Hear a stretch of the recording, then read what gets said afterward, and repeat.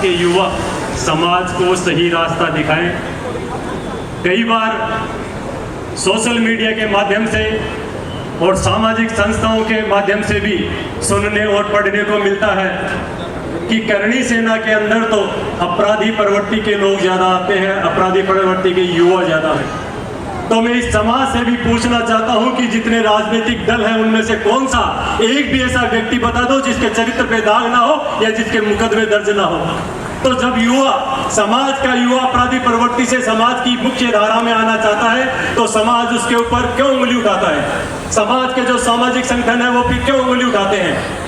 आज पूरे भारतवर्ष के अंदर कहीं पर भी अगर समाज के साथ में या समाज के इतिहास के साथ में छेड़छाड़ होती है तो सबसे पहले करणी सेना याद आती है। क्यों? क्योंकि समाज को युवाओं से उम्मीद है कि यही वो संगठन है जो समाज के इतिहास के साथ छेड़छाड़ कर रहे उन जो भी गद्दार हैं उनको सबक सिखा सकते हैं, जो भी फिल्मी भांड है उनको सबक सिखा सकते हैं। हमारी सामाजिक संस्थाएं जो बनी हुई जरूर हैं लेकिन उनकी कार्य क्षेत्र बहुत छोटा है, जबकि करणी सेनाओं का कार्य क्षेत्र पूरा भारतवर्ष है। राजस्थान से अगर पूरे भारतवर्ष के 22 राज्यों की बात करी जाए तो एक सुखदेव सिंह जी गोगावड़ी ऐसे थे जिन्होंने राजस्थान की धरा को पार किया और कश्मीर से कन्याकुमारी तक, केरल से तेलंगाना तक, हैदराबाद से तमिलनाडु तक करणी सेना का गठन किया और राजपूत समाज के युवाओं को एक मंच पे लाने का काम किया। आज चाहे अनेकों संगठन बन चुके हो, अनेकों करणी सेनाएं बन चुके हो, लेकिन वह सब सिर्फ और सिर्फ पैदा हुई है तो सुखदेव सिंह जी की वजह से। मैं धन्यवाद देना चाहूंगा करणी सेना के जितने भी पदाधिकारी हैं, चाहे वह किसी भी नाम से जाने जाए, लेकिन कहीं ना कहीं समाज हित के लिए कार्य कर रहे हैं। और समाज की अन्य करणी से नहीं मार दिया तब तक ये टिप्पणियां बंद नहीं होगी।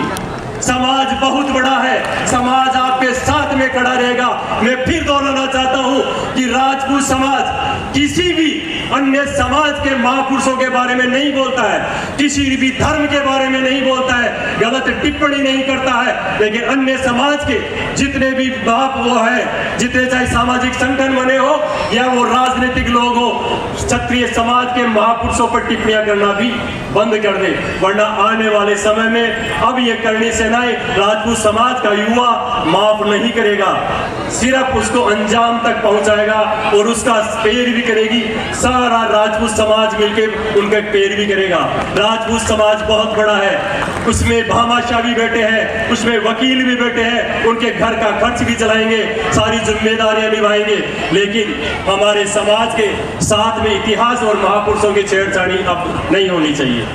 मैं पुनः सभी से यही निवेदन करना चाहूंगा कि जितनी भी करणी सेनाएं या सामाजिक संगठन बने हैं, एक दूसरे पर सोशल मीडिया के माध्यम से गलत टिप्पणियां ना करें।